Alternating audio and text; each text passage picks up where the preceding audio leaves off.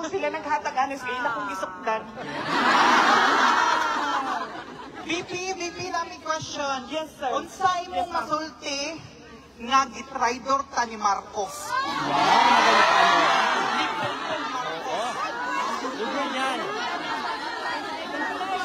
Iboto na mo siya, pero iyang gitraidor. Wala na tutuman ang iyang mga saan. Yes!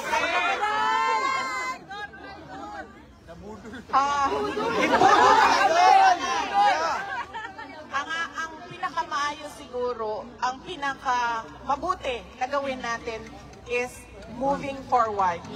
Perfect. Hindi na tayo pwedeng bumalik at bawiin yung boto natin. Pero moving forward, ano yung pwede natin gawin? Lagi kong sinasabi, unang-una, huwag ibenta ang boto. Sabihan nyo lahat. Correct. Ng mga kababayan ninyo sa Pilipinas. Huwag nyo ipagpalit ang boto nyo for 3,000 pesos, 5,000 pesos. Kagulo ng Pinas, may ayuda pa rin sa Pinas. Na-over na yung Pangalawa, exactly your question, ano ba ang nasabi noong politiko na tinupad niya o hindi niya tinupad? Kaya dapat tingnan natin ang kandidato, di ba? May chance tayo ngayon sa darating na eleksyon sa 2025. Yes! May chance tayo PDP! na tumingin at sabihin, ano ba, babalik-balik na lang ito sa opisina. Ano ba ang kanyang pangako noon? At ano ba ang mga napako? Bagay pa ba siya? Dapat pa ba siyang ibalik sa pwesto? Dapat siyang ma-impeach. Yan ang kailangan natin gawin. At pangatlo, ang kailangan natin gawin ay, at sinasabi ko, wala sino man sa buong mundo ang makakakontra nito sa akin. Hindi dahil galing sa sikat na pamilya, hindi dahil galing sa politiko na pamilya, ay automatic na ang boto natin. Yes! Tingnan din natin kung ano ba ang kapasidad at abilidad ng kandidato. Hindi dahil anak ni Rodrigo Duterte yan ay automatic ang boto. Tingnan niyo din ako. Ano ba ang magagawa niya bago ninyo ibigay ang boto ninyo? That is the way to end political dynasties. Yes! That's true. Paano ang kailangan natin gawin moving forward? Gusto ko man na gumawa tayo ng time machine. Kini ha, tinuod lang. Nagtunaula yun ko ani Permin sa ako ang kahintang. Iniisip ko talaga lagi yung pinagdadaanan ko. Iniisip ko, kung babalik ako, at hindi ako tumakbong president, tumakbo akong mayor. Ganun din, mananalo yung pink, yung yellow. Kunwari lang, nanalo yung pink at yellow. Hahabulin pa rin nila si President Duterte. And mayor lang ako nun. So, ibig sabihin, wala ako office na pwedeng panghawakan. Dahil napakadali sa kanila, kung nakikita ninyo, ilan na ang mga mayors ngayon, nakalaban nila, na sinususpend nila, tinatanggal nila sa pwesto. Kinsay taga Cebu din eh.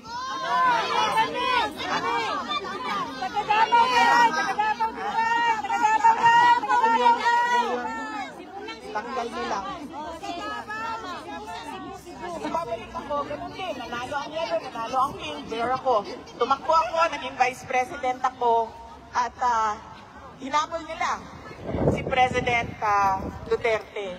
Pero, vice president ako. Yan ang malaki nilang problema ngayon. Yes! Dahil kailangan nila ako alisin sa pwesto para magawa nila ang kagustuhan nila na wag na bumaba sa pwesto. Ma'am, question. So yun Pa-share po ng live ng ay, yan ang ating kailangan gawin moving forward. Yes sir, question. Ma'am, kanina sinasabi niyo purpose. Ano sa tingin niyo ang purpose ito pagdala dito kay dating Pangulong Duterte?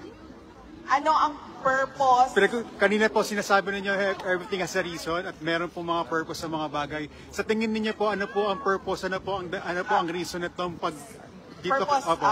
na nangyari ito sa buhay niya. Opo. Well, yan ang hindi ko pa, I have not reflected on it yet.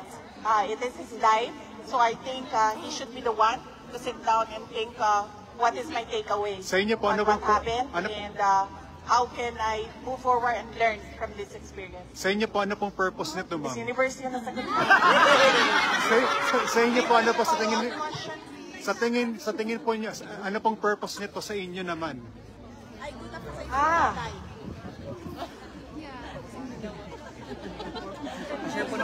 I think I would always say that I am a very resilient person. In fact, ang pinakauna na sinabi ng kasama ko sa akin, hindi pa kita nakita umiyak.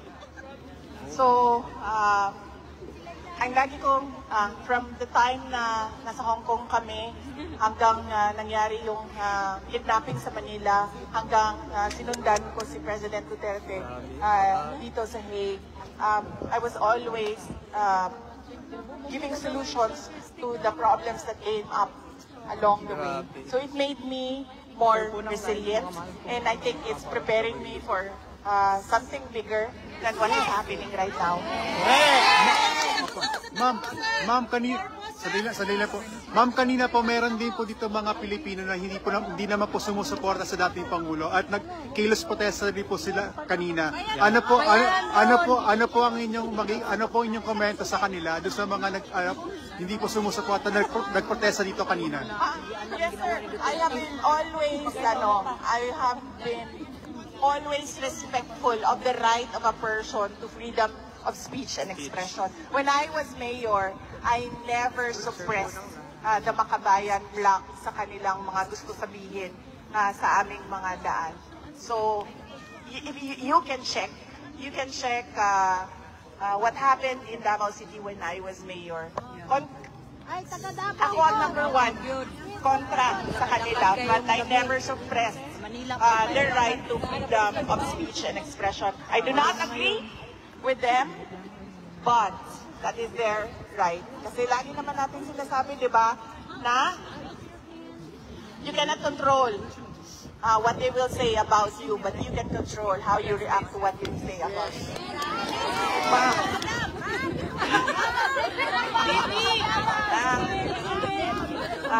Iligan City. Present! Sorry. Ay, batang din yun. Attendance tayo, ha? Ilocos, Ilocos, Pangasinan. Ilocano meron! May Ilocano.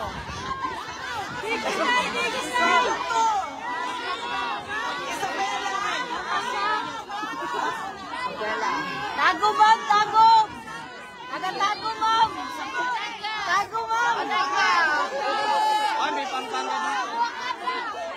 Tago!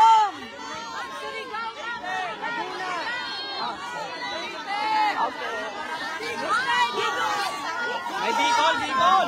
Bicol! Oh, dami.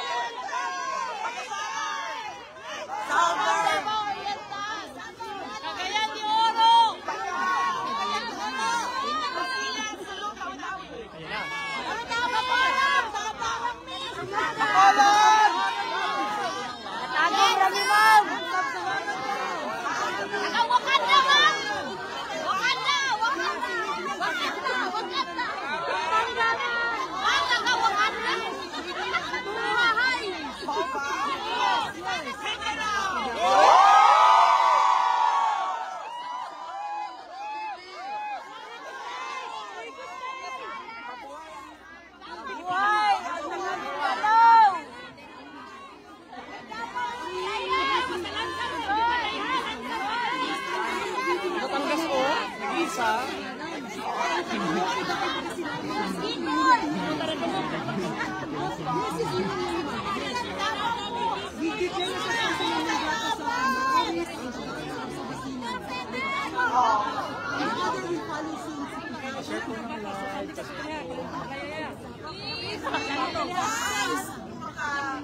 Kung makamaliit siya, no, ng mga Bisaya.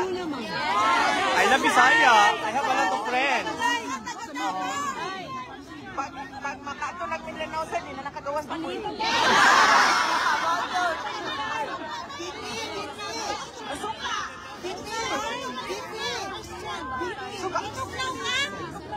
Bibi na ako Jack Lab. Extra jacket ni Rina. Bibi.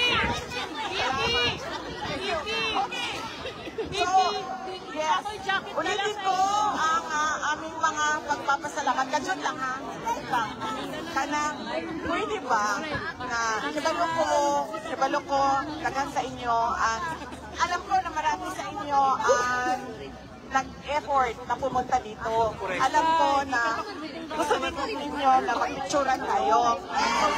Gusto lang natin para mabilis tayo, para hindi tayo magkagulo. Anyway, kahit nasa dulo ka ng pila, or nasa unahan ka ng pila, absent ka naman na.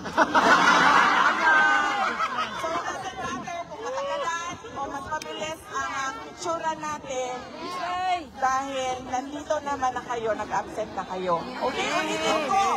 Aking pagpapasalamat sa inyong lahat. Ay, si Robin. Pero napakahalaga Padilla. na Ayun si Robin. suportahan, mas mahalaga Assalamualaikum, na suportahan natin ang ating bayan, ang kanyang kapayapaan, Kita niyo si at Senator kanyang Robin Padilla. ang kalampuan.